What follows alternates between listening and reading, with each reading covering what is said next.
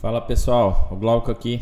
Vou resolver com vocês a prova de física da UFT 2024.1, beleza? As 8 questões de física aí, questões interessantes, questões bem teóricas, questões que vale a pena você ficar de olho aqui, certo? Dá uma olhadinha em algumas inconsistências, aí você vai julgar se vale a pena ou não entrar com recurso, certo? Vou deixar aqui a dica para você e comentar a questão na hora que ela aparecer, beleza? Se você gostar do vídeo, já peço que você deixe sua curtida. Segue o nosso canal para mais conteúdo da UFT. No nosso canal aí tem uma revisão completa da UFT. E se você quiser ver o curso completo de física comigo, eu vou te deixar aqui embaixo o link na descrição do vídeo, o link do meu curso completo de física, beleza? E se você quiser ter aula comigo presencial, no Expoente Imperatriz, beleza? Na cidade de Imperatriz, no curso Expoente aqui é com a gente mesmo. Então vamos lá. Nossa primeira questão diz o seguinte. Um tanque aberto contendo água está fixo sobre um carrinho que pode se mover sem atrito.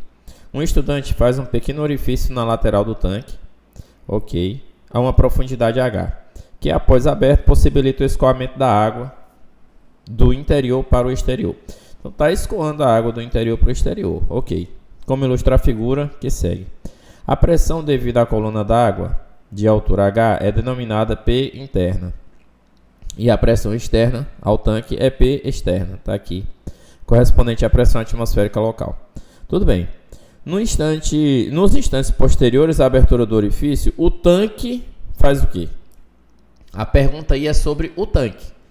O tanque se desloca ou não se desloca? Bom, o tanque se desloca. Agora, por quê? Por que o tanque se desloca? O tanque se desloca porque você tem água saindo do tanque. Você tem água sendo jogada para cá. E pelo princípio da conservação da quantidade de movimento, o tanque vai para cá. Isso é indiscutível. Agora, por que é que esse tanque se desloca? Aí nós temos algumas possibilidades, né? Bom, letra A, se desloca. É uma candidata à resposta? Sim. Letra B, permanecerá na mesma posição? Não, não é uma candidata à resposta. Letra C, não é uma candidata à resposta. E letra D, se moverá com velocidade constante devido ao impulso aplicado sobre o tanque. Bom, essa parte do impulso aplicado sobre o tanque está correta. Mas por que a velocidade não é constante? Porque tem aceleração. Se tem impulso, tem força. Se não tem nenhuma força em sentido contrário, tem aceleração. Então aí a gente acaba que por eliminação fica com a letra A. Ele fala uma verdade aqui, né? No final das contas essa é uma verdade bem distante da verdade que eu gostaria de usar como verdade para resolver essa questão, mas é uma verdade. O carrinho se desloca por quê? Porque a pressão do lado de dentro é maior do que a pressão do lado de fora. Deixa eu apagar aqui. E essa pressão do lado de dentro, sendo maior do que a pressão do lado de fora, vai acabar ocasionando a saída do líquido de dentro para fora. Ele vai ser jogado para fora. E porque o líquido é jogado para fora, é que ele empurra o carrinho para frente pelo princípio da ação e reação ou pela conservação da quantidade de movimento. Resumindo, o que faz o líquido sair? É a diferença de pressão. É porque a pressão interna é maior que a externa. Então, no final das contas, é isso que vai acabar sendo determinante aí na escolha da letra A como alternativa correta, beleza? Então, para a nossa primeira questão da prova, a alternativa correta é a letra A, ok? Então, vamos à próxima. Se você gostou da resolução, não esquece de deixar aí sua curtida e seguir o nosso canal, beleza? Seguindo aqui para a próxima questão, bom, vamos agora à resolução da questão número 22 da prova de 2024.1 da UFT. É uma questão que diz respeito à eletrodinâmica, ok? Em diversas indústrias, onde há liberação de gases tóxicos, um item de segurança é obrigatório. Um item de segurança obrigatório é um sensor capaz de detectá-los. O princípio de funcionamento desse sensor é baseado em um sinal elétrico proporcional à concentração do gás. Até aqui ele não disse muita coisa, só disse que vai ter um sensor capaz de detectar os gases tóxicos. O princípio de funcionamento do sensor é baseado em um sinal elétrico proporcional à corrente do gás. O gráfico que segue ilustra o comportamento da corrente elétrica em mA como função da concentração do percentual de CO2. Então a corrente elétrica está expressa aqui no eixo Y, está aqui o valor da corrente, em função da concentração do percentual de CO2, beleza? Então vamos lá. O sensor é ômico e apresenta uma resistência elétrica de 0,5 kΩ. Então deixa eu anotar esse valor aqui, ó. A resistência elétrica é 0,5 kΩ. O que é que isso significa? 0,5 vezes 10 elevado à terceira, né? 0,5 vezes 10 elevado à terceira ohms. É o valor da resistência do resistor. Ele é acionado quando a concentração de CO2 for igual a 40%. Então, para uma concentração de CO2 de 40%, ele é acionado. A pergunta é: assinale a alternativa que representa a diferença de potencial no momento que o sensor é acionado, ou seja, nos 40%. Então, o que ele quer? Ele quer saber o valor da corrente elétrica quando você tem aqui ó, os 40% de CO2. Com 40% de CO2 eu tenho uma corrente. Eu vou buscar essa corrente onde? No gráfico. Está aqui o gráfico, 40% de CO2. Você vai ter uma corrente elétrica de quanto? 12 mA. Essa corrente vai ser 12 vezes 10 elevado a menos 3 amperes. Esse é o valor da corrente. Vamos trazer para cá. Corrente vai ser igual a 12 vezes 10 elevado a menos 3 amperes. E o que a gente está querendo saber? Assinale a alternativa que representa a diferença de potencial. Como é que eu determino diferença de potencial? Primeira lei de Ohm. Tensão é igual a resistência vezes a corrente. Tensão vai ser igual ao valor da resistência. É 0,5 vezes 10 elevado à terceira. E o valor da corrente é 12 vezes 10 elevado a menos 3. Essa tensão vai ser igual a 6 volts. A alternativa correta para essa questão, portanto, letra B. Ok? Se você gostou do vídeo, da nossa resolução, deixa aí sua curtida. Agora deixa eu te dizer, se você está querendo um curso de revisão, tem uma playlist aí no nosso canal gratuito, tá? Você pode fazer uma revisão, tem esse assunto inclusive na revisão que a gente fez, revisão para o UFT, pode dar uma olhadinha aí na nossa playlist, é curso completo de revisão UFT, são quase 60 aulas de revisão. E se você quiser um curso completão de física comigo, o link está aí na descrição, ok? E se você quiser aula presencial, Expoente ITZ, tá bom? Expoente Imperatriz. Vamos em frente aqui, novamente, para a nossa próxima questão. Questão número 23. Questão número 23 é uma questão que exige bastante atenção. Diz o seguinte: uma sonda metálica maciça e homogênea, com densidade igual a 8 gramas por centímetro cúbico. Densidade da sonda, 8 gramas por centímetro cúbico. Ok. Quando totalmente submersa na água, tem peso aparente 10 newtons menor do que seu peso real. E Glauco, o que é peso aparente? Peso aparente, pessoal, é normal. Então ele está dizendo aqui uma coisa muito importante. A normal, ela vai ser 10 newtons menor do que o seu peso real. Ou seja, ela vai ser o seu peso real menos 10 newtons. Esse é o valor da normal. Ele disse isso onde? Aqui, ó, peso aparente 10 newtons menor do que o seu peso real. Certo? Considerando a gravidade igual a 10, a densidade da água 1 grama por centímetro cúbico, a alternativa que expressa o peso real dessa sonda metálica é de quanto? Então o cara quer saber qual é o valor do peso real. Aí aqui o que a gente vai fazer? Eu desenho a sonda. Está aqui desenhado. Eu vou desenhar aí no formato qualquer. Para baixo você tem o seu peso real. Está aqui. Para cima você tem a normal, que você não sabe quanto é. E você tem também o empuxo. Aí o que você vai fazer? Você vai dizer que a soma das forças que estão para cima, que é o empuxo mais a normal, vai ser igual à soma das forças que estão para baixo, que é o seu peso real. Você vai fazer um sistema com essas duas equações aqui, ó, certo? E com isso você vai tentar encontrar o valor desse peso. Mas eu acho que não dá para encontrar esse peso imediatamente. Vamos tentar ver aqui como é que a gente vai fazer. Você pode substituir o valor da normal aqui, né? Você pode substituir. Vamos substituir o valor da normal lá. Vai ficar o quê? Empuxo mais, no lugar da normal, vou botar de preto aí, peso menos 10 é igual a quem que está do outro lado? O peso. Então, desse modo, o que vai acontecer? Ó? Esse peso vai para o outro lado negativo e a normal vai para o outro lado, e o 10 vai para o outro lado positivo. Vai ficar o quê?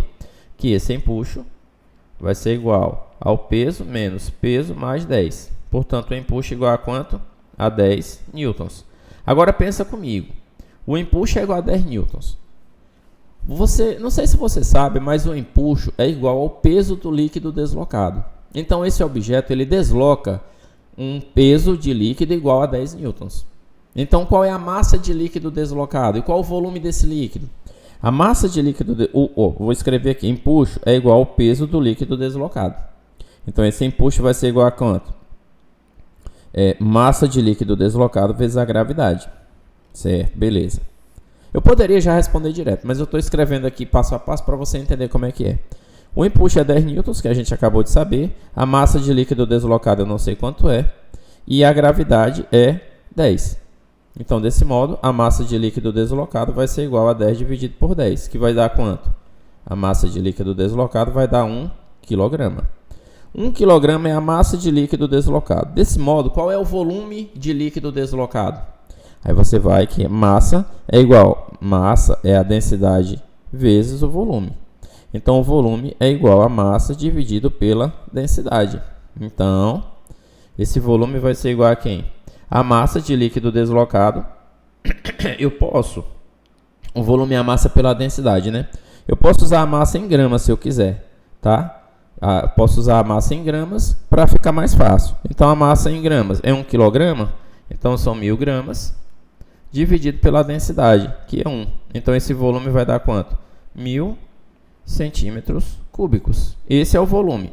Esse é o volume de líquido que foi deslocado. E o volume de líquido deslocado é igual ao volume do corpo que está submerso. E na hora de determinar a massa do corpo que está submerso, ela vai ser igual a quem? A densidade do corpo vezes o volume do corpo.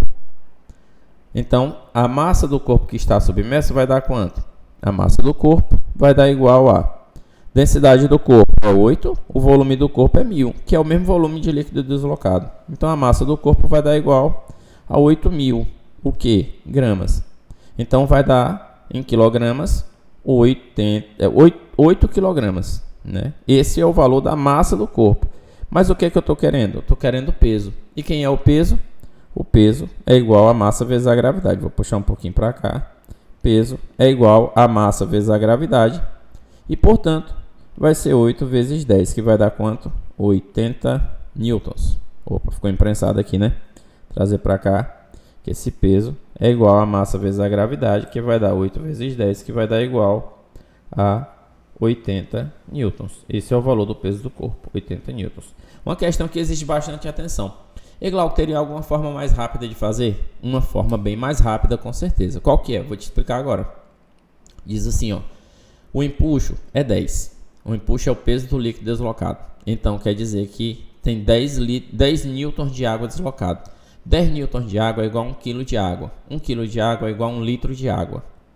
Certo? 1 litro de água foi o volume deslocado. 1 litro desse objeto é o volume dele. 1 litro é o volume do objeto.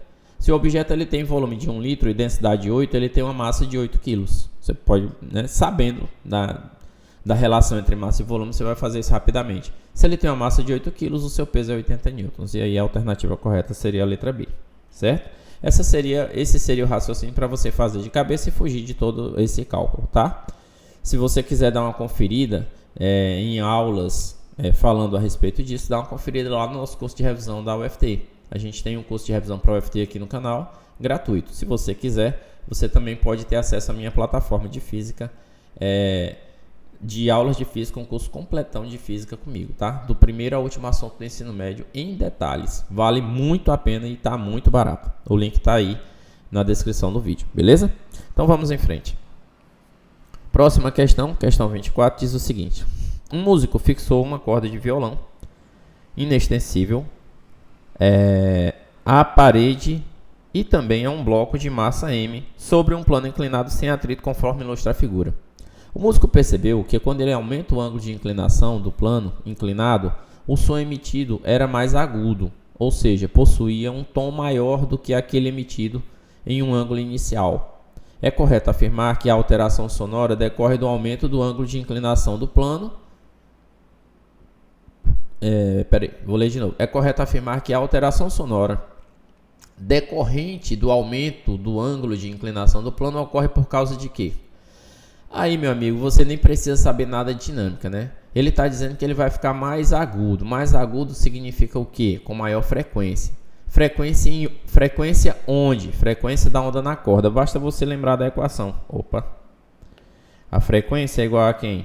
A frequência é N vezes V sobre 2L. Você não vai mexer em número de harmônico aqui. Você não vai mexer no comprimento da corda. Essa frequência fica maior porque a velocidade fica maior. E a velocidade é a raiz quadrada da tração dividida pela densidade linear. A densidade linear da corda não mudou. Então a única explicação é que a maior tração na corda aumenta a velocidade e a maior velocidade aumenta a frequência do som liberado pela corda. Portanto, o aumento da tração na corda ou o aumento da tensão na corda. E Glauco, eu quero saber como é que eu faço pela dinâmica para determinar o aumento dessa tensão na corda. Ó, você tem aqui para baixo o peso, você tem para cá a tensão ou tração e você tem para cá a normal. O que você precisa fazer é perceber como é que você vai fazer a decomposição. Esse ângulo θ, ele vem para cá, ó, θ. E aí você vai precisar dessa componente aqui, ó, Px. Tá vendo aqui, ó, Px. Então você vai fazer aqui, a força resultante nesse bloco aí é zero. Então a tração é igual a Px. E quem é Px? Px é P vezes o seno de θ. Por quê? Porque ele está sem um ângulo θ. Então você pode observar que o peso do bloco não muda e a tração fica dependendo de quem? Do seno de θ. E você sabe que quando o ângulo θ aumenta, entre 0 e 90 graus, o que acontece com o seno? Ele aumenta. Então se θ aumenta, o seno aumenta. Se o seno aumenta, a tração aumenta. Se a tração aumenta, a velocidade aumenta. Se a velocidade aumenta, a frequência aumenta. Então essa é a sequência lógica e, portanto, a alternativa correta é a letra A. Beleza? Então essa foi a questão de número 24 aí. Vamos à próxima. Próxima questão, questão 25.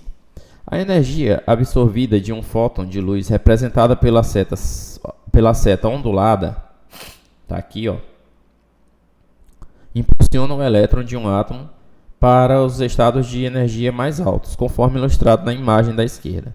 Quando esse elétron retorna, ele decai para um estado intermediário. Outro fóton é emitido, representado pela seta ondulada, conforme ilustrado na imagem da direita. Tá aqui, ó. Ele saiu dessa posição para essa, certo? Considere que não há outras trocas de energia. O que é correto afirmar sobre o fóton emitido? Ele quer saber sobre o fóton emitido. Então, nesse caso aqui, ó, o que vai acontecer? Você está vendo que daqui para lá, ó, ele saltou para uma camada muito mais externa, né? Então, aqui a variação de energia foi muito maior. Aqui, quando ele voltou, não importa a distância que ele anda na horizontal, o que importa é a distância entre as camadas, ó. Se ele salta para uma camada que não é igual à camada anterior, onde é que estava a camada anterior? Estava aqui embaixo, ó. Era maior a diferença de energia entre elas? Então, nesse caso, a diferença de energia, quando ele volta, né? Quando ele decai, essa variação de energia, essa diferença de energia é menor.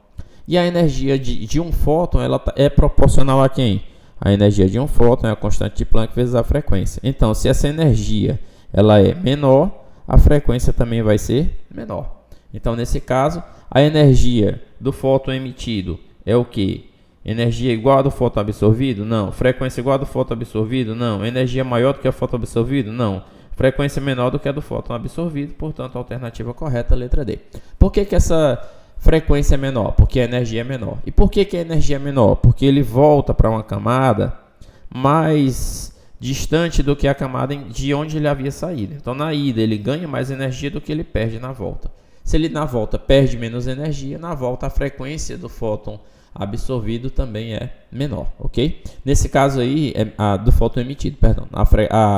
A energia do fóton emitido e a frequência do fóton emitido são menores, ok?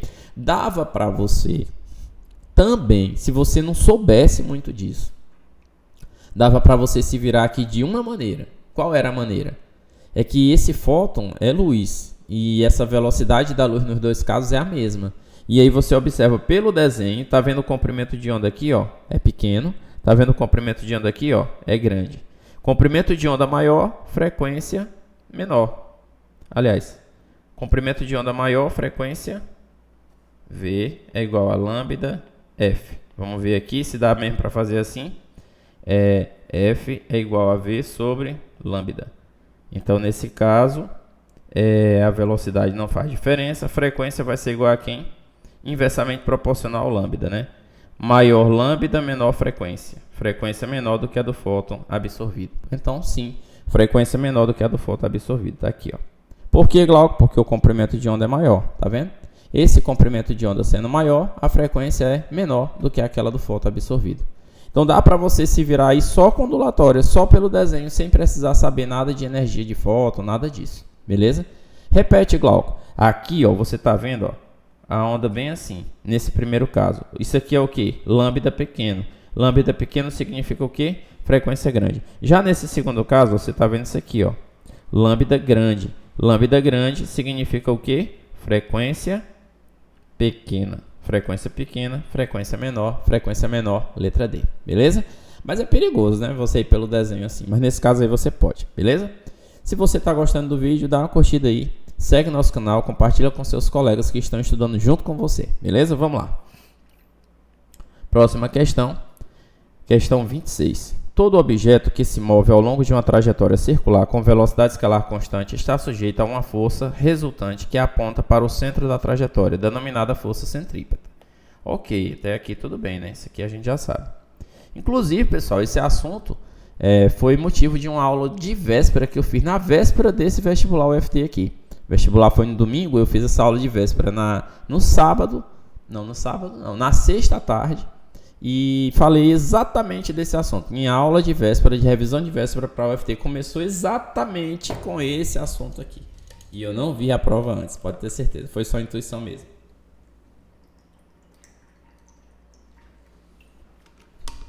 A intuição não costuma me abandonar. Então vamos lá. Eu tenho certeza que quem participou, né, dessa aula conseguiu se dar bem.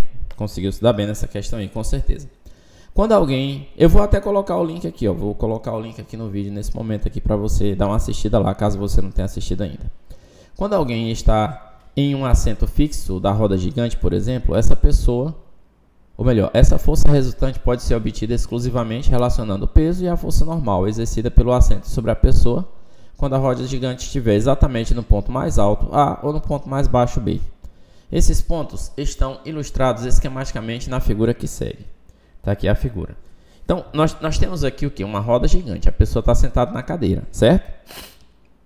Assinale a alternativa que associa a força normal e a peso nos pontos A e B. Então, veja. Você tem aqui uma cadeira, a cadeira da roda gigante está aqui, ó. Não é bem assim, né? Mas eu vou colocar aqui a cadeira da roda gigante. Está aqui o assento da cadeira, certo? E a pessoa sentada numa cadeira, seja ela da forma como for. Está aqui a pessoa sentada na cadeira, ok. Quais são as forças que atuam sobre essa pessoa? Duas forças. Para baixo, quem? O peso. Para cima, quem? A normal. E Glauco, e no caso de uma roda gigante, vai ser sempre peso normal e sempre um para baixo e outro para cima? Sim, porque a pessoa está sentada numa cadeira. Então aqui eu vou desenhar, nesse ponto, as forças que atuam nessa pessoa. Peso da pessoa para baixo, normal para cima. Peso da pessoa para baixo e a normal para cima. Por que a normal está para cima? Porque a pessoa está sentada na cadeira. E na cadeira a normal é sempre para cima. E aí o que acontece? Assinale a alternativa que associa a força normal e a peso nos pontos A e B, respectivamente. Então veja, ponto A, ó, uma coisa é certa, movimento circular, a força resultante aponta para o centro. O que significa? Que a força que está apontando para o centro é maior do que todas as outras juntas. Nesse caso, o peso é maior do que a normal. E nesse caso, a normal é maior que o peso. Por que, Glauco? Porque a força que aponta para o centro é sempre a maior. Então, no caso A, o peso é maior que a normal. Então, no caso A normal é menor que o peso. Pode ser essa e pode ser essa, né? Normal menor que o peso. E no caso B, lá embaixo, a normal é maior que o peso. A normal é maior que o peso lá embaixo, certo? Então, ela é normal. A normal é menor que o peso lá em cima e ela é maior que o peso lá embaixo. Portanto, a alternativa correta é a letra C. Uma questão somente teórica. Você só tem que saber que a força que aponta para o centro é sempre a maior. E no caso de sentado na cadeira, você tem sempre o peso para baixo e a normal para cima, beleza? Então, tá aí. Não esquece de dar uma olhada lá na nossa aula de revisão para essa prova, que lá tem uma aula, um momento, mais de 20 minutos de aula só falando sobre movimento circular. Muito interessante, inclusive para outros vestibulares, se você estiver estudando. Tá certo? Então vamos em frente. Não esquece de deixar também a curtida no vídeo, hein? Então vamos lá.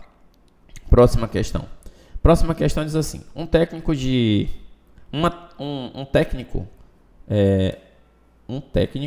peraí, só um minuto. Tive que parar aqui para dar uma tossida, né? Um técnico de uma equipe de saltos ornamentais analisa as filmagens de seus atletas a fim de melhorar o desempenho dos saltos. Para determinado salto, ele precisa que o atleta atinja o maior alcance. Meu amigo, maior alcance horizontal. Isso aí já é figurinha carimbada no mundo do lançamento oblíquo, né? No planejamento do salto, ele determina que o impulso do atleta resulte em uma velocidade v0 perpendicularmente ao trampolim no instante em que este deixa o trampolim, conforme ilustrado na figura.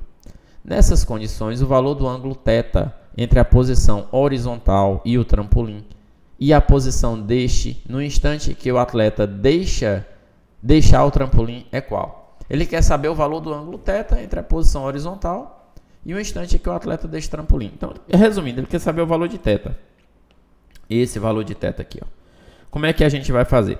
Bom, o que a gente tem que fazer é o seguinte, a gente tem que verificar qual é a condição de alcance máximo. A condição de alcance máximo, quando eu vou fazer um lançamento, que eu quero um alcance máximo, eu faço isso. Eu tenho aqui, ó, o alcance máximo. Ele é feito quando a velocidade inicial ela forma um ângulo de 45 graus com a horizontal, né? É dessa forma que eu tenho o alcance máximo. É sempre dessa forma.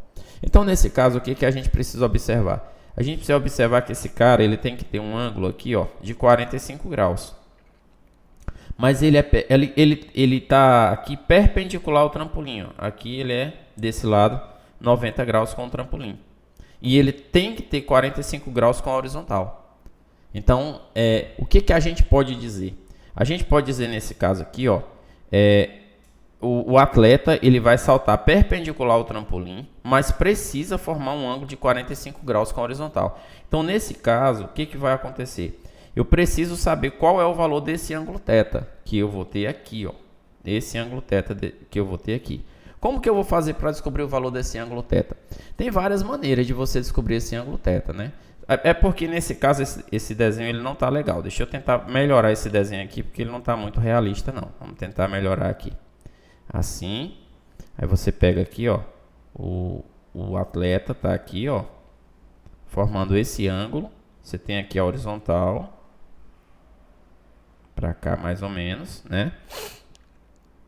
E você tem o atleta aqui, ó. O atleta ele está formando aqui o 45 graus é com essa horizontal aqui, ó. Aqui, ó. Ele forma 45 graus com essa horizontal. Ele precisa formar 45 graus com essa horizontal. Esse ângulo θ aqui, esse ângulo formado entre o atleta e o trampolim é 90 graus. Por que ele é 90 graus? Porque foi dito na questão que ele era 90 graus. Então, se esse ângulo com a horizontal é 45 e aqui eu tenho 90, desse outro lado aqui eu só posso ter quanto? 45 graus. Então, e esse ângulo aqui, ó, eu tenho o quê? Alternos internos, né? Duas retas paralelas, ó, essa é paralela a essa, cortadas por uma transversal. Então, esse ângulo aqui, que eu estou marcando, tem que ser igual a esse. Que ângulo é esse aqui? 45. Que ângulo é esse aqui? 45. Então, esse ângulo aqui tem que ser 45 graus. Essa é uma maneira de explicar isso, né? Existem outras maneiras de explicar a mesma coisa, tá? Agora, qual seria a outra maneira? A outra maneira... Assim, Glauco, de onde é que veio esse 45 aqui? Eu não estou entendendo de onde é que veio esse 45. É porque existe, no lançamento oblíquo, um ângulo mágico, o ângulo que você obtém o maior alcance. Isso aí é comprovado por fórmula. Tem uma equação grande que a gente faz a demonstração. Inclusive, eu fiz essa demonstração completa lá no meu curso de Física. Se você quiser dar uma olhadinha lá, tá aí na descrição do vídeo, o nosso curso. Mas você vê que você consegue demonstrar que para você ter o alcance máximo, você tem que ter um ângulo de lançamento de 45 graus. Certo? E aí, com esse ângulo de lançamento, você tem o alcance máximo. Ele falou alcance máximo, então só pode ser com ângulo de 45 graus com a horizontal. Foi daí que eu tirei a ideia de que eu tinha aqui, ó, 45 graus com a horizontal. E o 90 graus? O 90 graus eu vi aqui, ó, perpendicular ao trampolim. Ó, ele saltou no instante perpendicular ao trampolim. Nesse instante do salto. Então, forma quantos graus com o trampolim? 90 graus. Então, esse outro ângulo desse outro lado aqui, ó, e esse carinha aqui, só pode ser quanto? 45. E esse 45 aqui é alterno interno desse aqui. Portanto, só pode ser esse cara aqui também. 45 graus. Não tem como ser um outro valor. Beleza? Então, nesse caso, a alternativa correta, letra C, 45 graus. Beleza? Então, é isso. Vamos em frente. E a nossa próxima questão e última questão da prova da UFT 2024... É uma questão, essa questão, pessoal, é uma questão complicada, sabe? É uma questão complicada. Vamos dar uma olhadinha nela aqui, porque exige muita atenção. Não sei não. Vamos ver aqui. Eu andei olhando ela por alto aí, não sei se tem alternativa correta não. Também, bom, vamos ver. A lei de Snell-Descartes, para a refração da luz, ao passar de um meio para outro, determina que a relação entre os ângulos de incidência e de refração de um feixe de luz monocromático está associada aos índices de refração dos dois meios. Tudo bem, isso aqui a gente já sabe, ele só falou da lei de Snell-Descartes, né? Na situação da figura, um feixe de luz monocromático incide sobre a interface entre os meios 1 e 2. Tem o meio 1, então veja só. 1 aqui é o meio 1, isso aqui é o meio 1, isso aqui é o meio 2, isso aqui é a interface entre os meios 1 e 2. Ok? Com um ângulo de incidência θ1 de 1 grau. Aí veja, o que é que ele diz aqui? Que 1 grau é o mesmo que π sobre 180. Tudo bem, tudo bem. Na sequência, o feixe passa pelas interfaces dos demais meios até emergir no meio 6. Agora veja bem, o que que ele... é aqui que está o perigo. Emergir. Não é emergir no, é emergir do. Me corrija se eu estiver errado, que eu não sou bom em português, mas eu acho que o autor dessa questão é pior do que eu. Veja, emergir no meio 6. E quando ele fala emergir no meio 6, dá a impressão de que é isso, ó, chegar no meio 6. Né? Meio 6 está aqui, ó. Isso aqui não é o meio 6, isso aqui é a interface. Então, quando ele fala emergir no meio 6, dá a impressão de chegar no meio 6. É isso que é emergir? Não, isso é imergir. Então, o termo correto aqui seria imergir e não emergir. Ok? Ah, Glauco, mas isso aí vai fazer alguma diferença? Vai fazer alguma diferença sim. Considere que os índices de refração dos meios que os meios possuem com a interface obedece à relação NI é igual a 2 que multiplica NI mais 1. Meu amigo, até o cara chegar na relação para isso aí vai longe. E que para ângulos inferiores aos 5 graus, as igualdades a seguir são válidas. Então, para ângulos menores do que 5 graus, o seno de θ é igual ao próprio θ. E se for o caso, é igual a tangente de θ. Mas aqui eu já estou puxando uma parte do meu espírito matemático, mas não precisa disso para essa questão. E o cosseno de θ é igual a 1 se for necessário. Na situação apresentada, o ângulo θ3r que o feixe forma com a normal à interface ao emergir no meio 3. Veja, ele está usando a mesma nomenclatura aqui. Emergir no meio 3. O que é que ele está falando? Ele quer saber o θ3r que o feixe da normal à interface ao emergir no meio 3. Rapaz, aí é complicado, né? Porque aí você fica naquela. Existe o correto e existe o que está na questão. Eu vou usar o quê? Eu vou considerar, veja só, eu tenho aqui o meio 3. Vamos supor que eu estou aqui com o meio 3. Meio 3 está aqui. O que é vamos supor que o raio vai passar assim. Ó. Eu tenho aqui uma normal. Assim, uma reta que está chegando aqui. Desse jeito aqui. E digamos que eu vou ter esse raio que vai sair para cá. Pronto. Certo. Quem é o raio que vai... Quem é o ângulo que eu vou considerar? Quem é o ângulo que vai emergir no meio 3? É esse cara que está... aliás, não é nenhum desses dois, né? O meio 3 não está nem aí, não. É aqui. O meio 3 está aqui, ó. Eu tenho o meio 3 aqui. E deixa eu colocar aqui o outro. Pronto. Aqui. Digamos que eu tenho esse ângulo alfa e esse ângulo beta. Quem é o ângulo que vai emergir no meio 3? O ângulo que vai emergir no meio 3. Eu acho que, primeiro, não é emergir no meio, é emergir do meio. Mas se ele estiver falando, como ele falou aqui, ó, emergir no meio 6, quer dizer que é sair do meio 6. Aí deveria ser imergir no meio 6 e não emergir.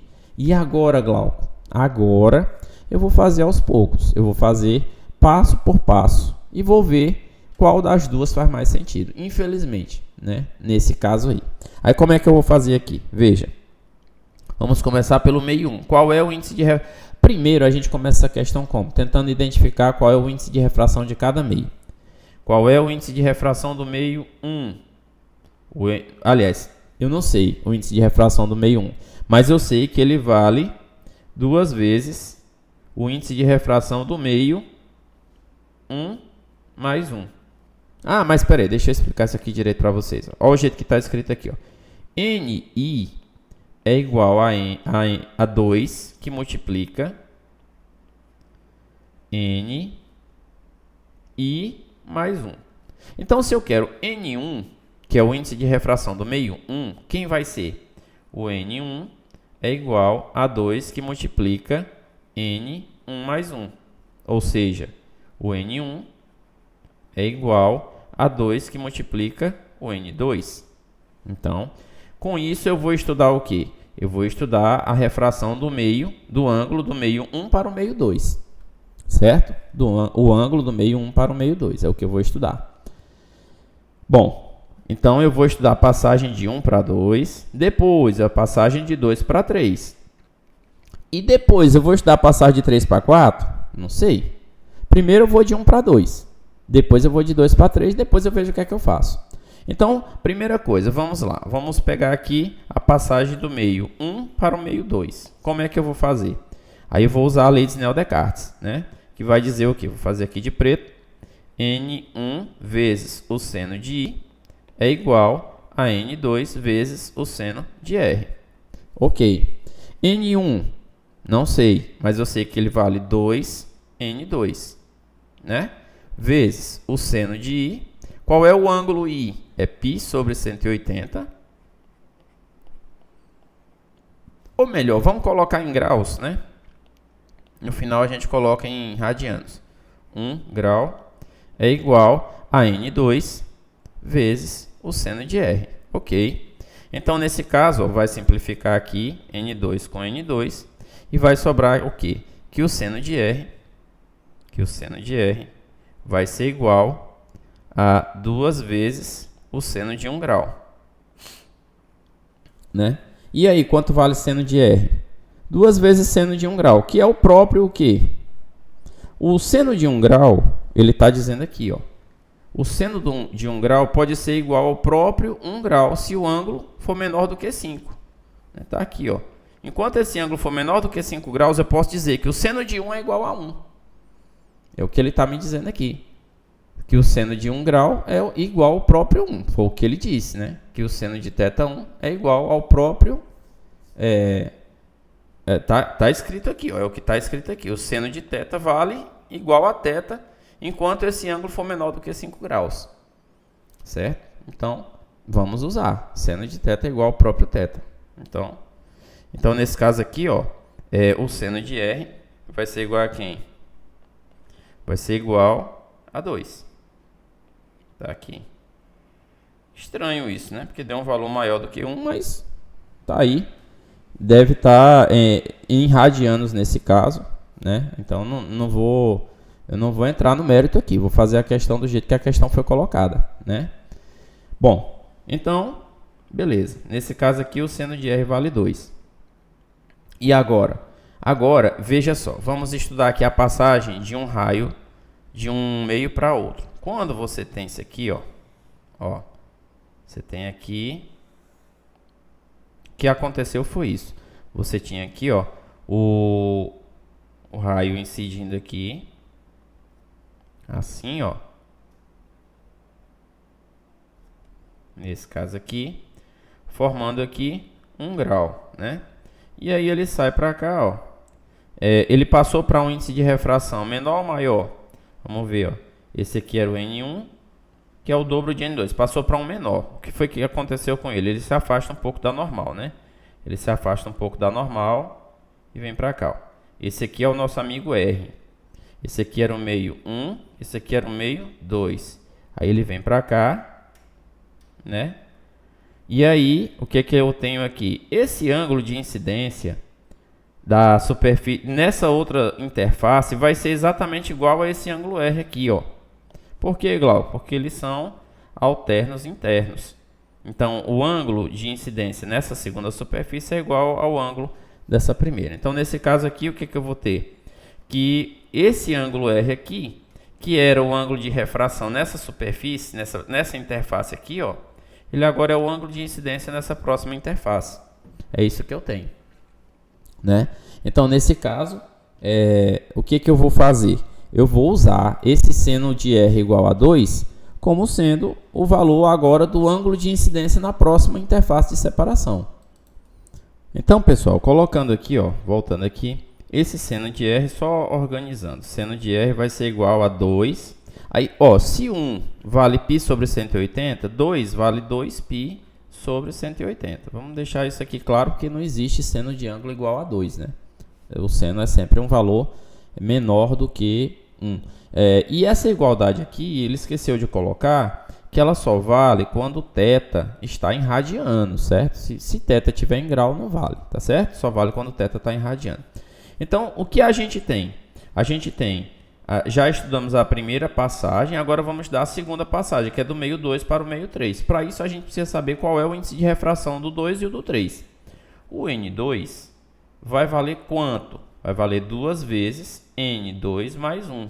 Ou seja, o N2 é igual a 2 vezes N3. Então, aqui eu tenho o N2 e aqui eu tenho o N2 valendo o dobro de N3. Aqui eu tenho o N3 e aqui eu tenho o N2, que é 2N3. Agora, essa passagem do meio 2 para o meio 3, ela vai me dar um ângulo de refração de quanto? O de incidência eu já sei, que é esse cara aqui, ó. O seno do ângulo de incidência é esse. Agora eu preciso saber qual é o valor do seno do ângulo de refração. Então, a gente faz como? A gente vem aqui, ó. Eu acho que vai ser necessário mais uma folha aqui. Deixa eu adicionar. Então, a gente vai ter passagem do meio 2 para o meio 3.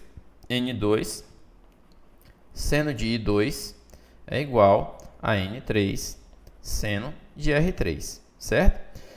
N2 é 2N3, vezes o seno de I2 é igual a N3 vezes o seno de R3, certo? Aí, nesse caso, eu vou cortar o N3 com o N3 aqui, ó. Vai sobrar o quê? 2 vezes o seno de I2. Espera aí, Eglau, quem é o seno de I2? Lembra? Esse aqui, ó. Esse aqui é o meu I2. Eu estou no meio 2. Ele vai passar para o meio 3. O ângulo R que eu determinei agora há pouco era o R do primeiro. Agora eu vou... Esse R2... Esse R, perdão, é igual... Esse R aqui vai ser igual ao I2, que é o ângulo de incidência na minha segunda superfície. Que é esse aqui, ó. Vem daqui, ó. Eu tinha o R aqui, assim, ó. O raio que chegou, o original foi esse, né? Aqui eu tinha o I1. Esse aqui era o meu I1. Aí aqui eu tinha o valor do R, que eu chamei de R, né? Esse mesmo R aqui, ó. Esse mesmo R aqui, que ele agora vai funcionar como sendo o valor de quem? Do I2. Então, o seno de I2 é a mesma coisa que o seno de R que ficou lá atrás, que vai ser igual ao seno de R3. Quem foi o seno de R que ficou lá atrás? O seno do R que ficou lá atrás, ó, é esse aqui, ó. 2π sobre 180. Então, vamos colocar aqui 2 vezes o seno de R, 2π sobre 180, é igual ao seno de R3. Nesse caso, o que vai acontecer? Aqui vai dar 4π sobre 180, que vai dar igual ao seno de R. E agora, esse seno de R vai dar igual a quanto? Eu posso simplificar, né? Simplificando aqui por 4, aqui por 4, vai dar quanto? Vai dar π sobre 45. Certo? Π sobre 45 é o meu valor do seno de R, que seria o ângulo de quem está chegando na superfície 3. Ele está chamando quem está chegando na superfície 3 de quem está emergindo no meio 3. Né? Aí, bom, emergindo no meio 3, ele está querendo dizer que está chegando no meio 3. Certo? Se for isso, a alternativa correta é a letra D. né? Agora, se for o que está saindo do meio 3, aí não seria ainda essa. Porque aí o que seria esse cara aqui? Seria o seno de R3, né? O seno de R3 seria esse aqui, né? O R na superfície 3. Esse seno de R3, aí você ainda estudaria... você ainda estudaria a próxima superfície. Só que, veja, se você for estudar o próximo, esse ângulo aqui, ó, o seno de R3, ele já está em 4 graus.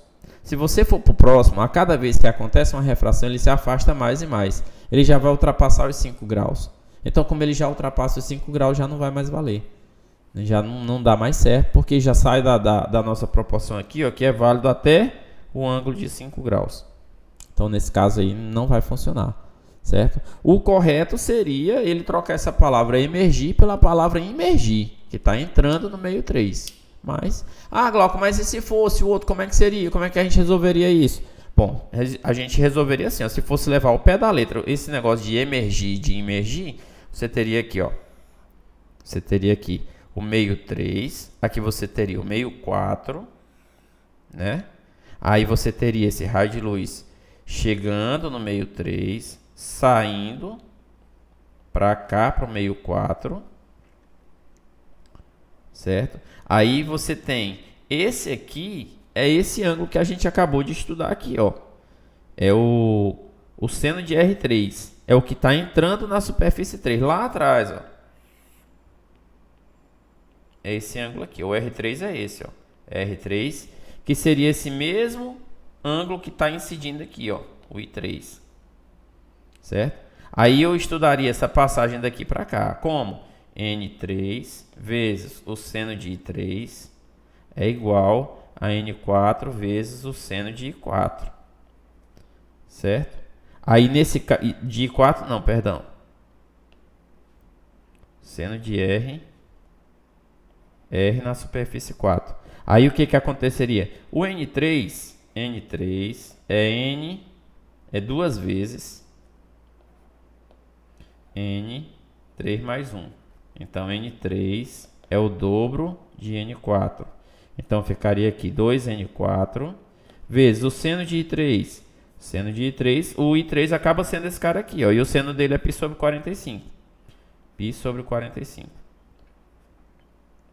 Igual a N4 vezes o seno de R4.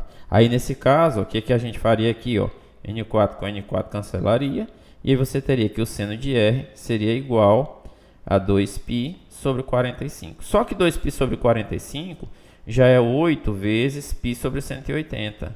Isso aqui já equivale a quantos graus? A 8 graus e já não vale mais aquela relação. Então, se a gente fosse usar o pé da letra, o português correto, não teria alternativa. Só que eu acho que, como ele já fez aqui, ele já disse que emerge no meio 6, já dando a ideia de que entra no meio 6 com essa palavra emergir, apesar de no português não estar correto, eu acredito que ele não vai considerar um recurso, mas se você quiser, você pode entrar com recurso nessa questão sim, com certeza. Mas aí vamos marcar qual a alternativa correta? Π sobre 45, alternativa correta, letra D, beleza? Então é isso, pessoal, espero que vocês tenham gostado. Se você gostou, curte o vídeo, se inscreve no nosso canal aí. Se você quiser ver um curso completo de física, dá uma olhada aí no link na descrição. A gente tem um curso completo de física comigo, da primeira à última aula do ensino médio, topado mesmo, nível de profundidade lá em cima, bem ao estilo que a UFT cobra, certo? E com certeza você estudando por esse curso, você não vai se arrepender. E tá barato demais, beleza? Então é isso, valeu e até a próxima.